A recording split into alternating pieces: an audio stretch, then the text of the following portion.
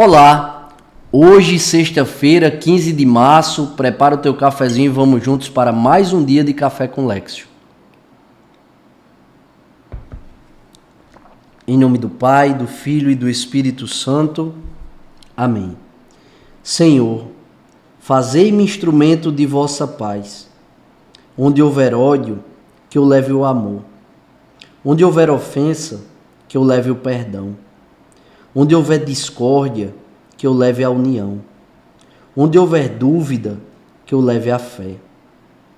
Onde houver erro, que eu leve a verdade. Onde houver desespero, que eu leve a esperança. Onde houver tristeza, que eu leve a alegria. Onde houver trevas, que eu leve a luz. Ó Mestre, fazei que eu procure mais consolar que ser consolado, compreender que ser compreendido, amar que ser amado. Pois é dando que se recebe, é perdoando que se é perdoado, e é morrendo que se vive para a vida eterna. Amém. Nossa Senhora das Graças, rogai por nós. São José, providenciai e intercedei por nós. Continuamos unidos. Em nome do Pai, do Filho e do Espírito Santo. Amém. Primeira leitura de hoje, leitura do livro da Sabedoria, capítulo 2, versículos 1, pula para o 12 e vai até o 22. Essa primeira leitura, essa palavra, ela está no livro de Sabedoria, né? E ela vai falar integralmente de Jesus. É uma palavra de profecia, falando de Jesus. Dizem entre si os ímpios em seus falsos raciocínios: armemos ciladas ao justo, porque sua presença nos incomoda. Quando a gente vai olhar para os evangelhos desta semana, a gente vai ver que foi isso que aconteceu. Ele se opõe ao nosso modo de agir, repreende em nós as transgressões e nos reprova as faltas contra a nossa disciplina. Ele declara possuir o conhecimento de Deus e chama-se Filho de Deus. Olha só. Toda a Bíblia, toda a palavra de Deus, todas as Sagradas Escrituras, do Gênesis ao Apocalipse, falam de Jesus. As Sagradas Escrituras falam integralmente de Jesus. E você, se você ler toda a palavra, você vai perceber isso. Mas aqui eu quero refletir sobre o versículo 15, não para falar de Cristo, mas para falar de mim e de ti. Nós que somos discípulos ou buscamos ser discípulos de Cristo, os cristãos. O versículo 15 diz: sua vida é muito diferente da dos outros e os seus caminhos são imutáveis.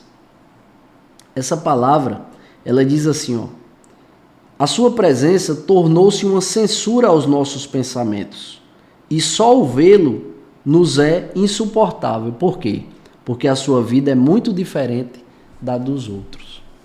Quando a gente começa a caminhar de verdade e querer viver uma conversão verdadeira, genuína, autêntica, a nossa presença, sem que a gente diga nada, começa de fato a incomodar.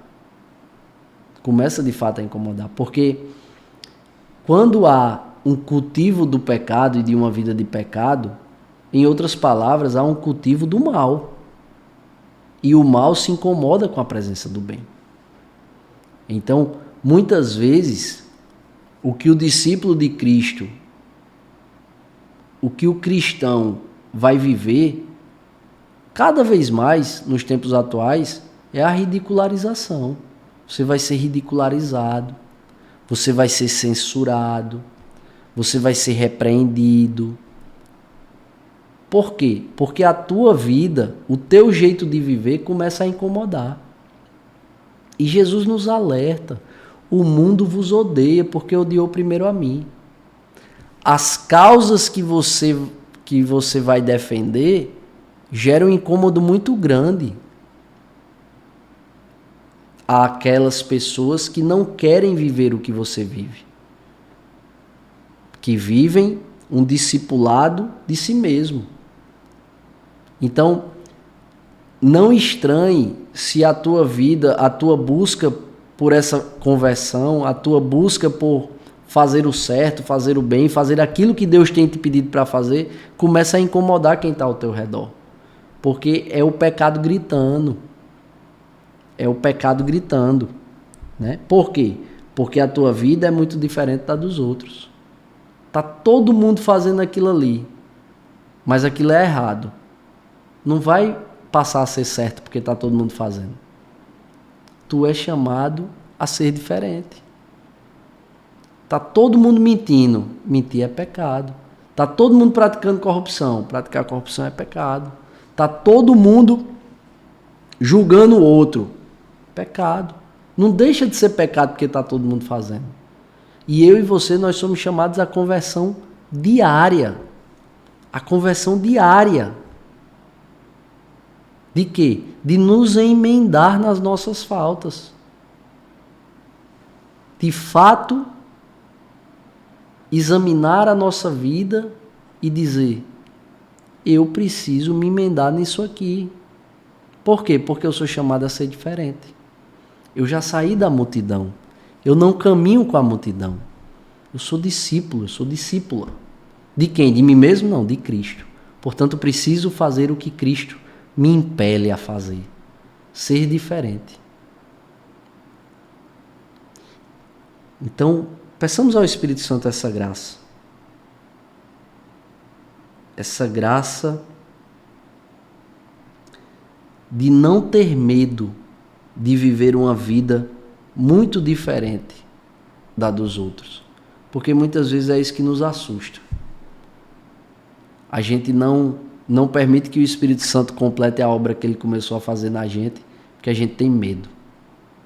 A gente tem medo de que a nossa vida mude demais. E a gente é apegado a muitas realidades que a gente não quer abandonar. Mas que quando o Espírito Santo começa a mexer no nosso coração, a gente percebe que há muitas coisas que a gente precisa abandonar, sim. Por quê?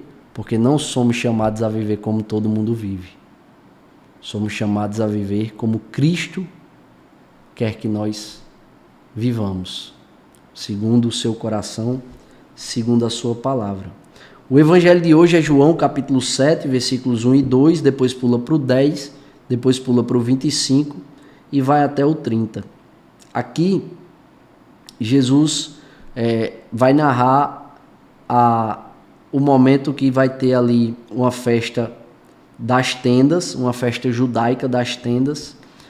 Os judeus continuam procurando Jesus para matá-lo, e aí Jesus ele vai para essa festa, mas ele não vai publicamente, ele vai meio que escondido.